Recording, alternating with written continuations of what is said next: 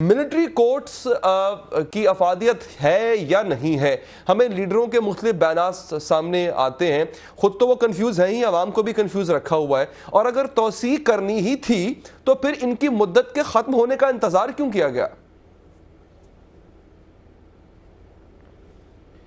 देखिए अली, कि पहले सवाल का जवाब आपका यह है कि इस वक्त पाकिस्तान के खिलाफ जो दहशतगर्द पाकिस्तान की कौम पर, फौज पर हमले कर रहे हैं, उन पर दहशत तारी थी फौजी अदालतों की वजह से।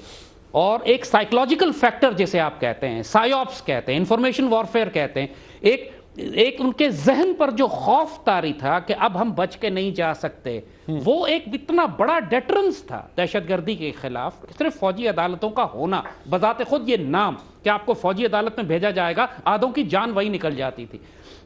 और लिहाजा एक बात कि इसका इफादियत थी या नहीं थी, ये तो बिल्कुल डन बात है कि पूरे दुश्मनों पर दहशत तारी थी। और तमाम इंडियन एसेट्स जो पाकिस्तान में थे, उनका जोर इसी बात पर था कि किसी तरह फौजी अदालतों को रोका जाए, ख़त्म किया जाए, ताकि पाकिस्तान के खिलाफ होने वाली जंग को जारी रखा जा सके।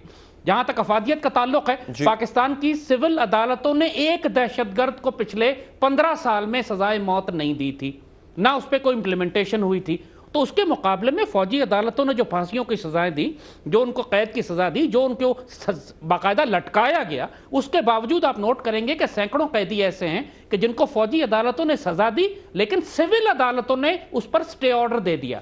और मज़ाक़खेज़ बात यह है कि आसमा जहांगीर साहिबा टीटीपी के दहशतगर्दों की वकील हैं, जो हमेशा सारे टीटीपी के केसेस सुप्रीम कोर्ट में और हाई कोर्ट में लेके जाती हैं। यानी आपको नेक्सस नजर आता है क्लियरली कि पाकिस्तान के मुखालिफ, नजरियाती और रूहानी मुखालिफ जो हैं, वो टीटीपी के हिमायती नजर आते हैं। आपको अब्दुल गफूर हैदरी नजर आते हैं, फजलुर रहमान नजर आते हैं, वो जो टीटीपी के सरपरस्त आला हैं।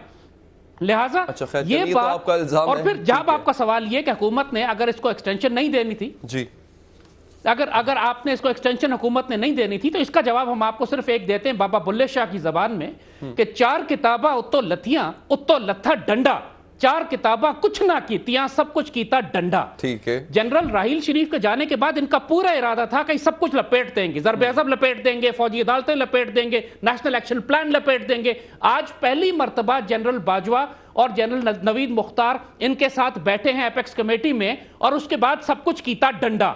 ये जो कुछ हुआ है ना, डंडे से हुआ। अच्छा, वैसे ये मोहब्बत और प्यार से नहीं हुआ। आपने जो बात की है, गवर्नमेंट की पॉलिसी है, राना सनाउल्लाह बयान कर चुके हैं, इसको समोया है जैद साहब, लेकिन इस डंडे का राज पुराना है और ये अक्सर औकात हमने काम करते भी इसको देखा है।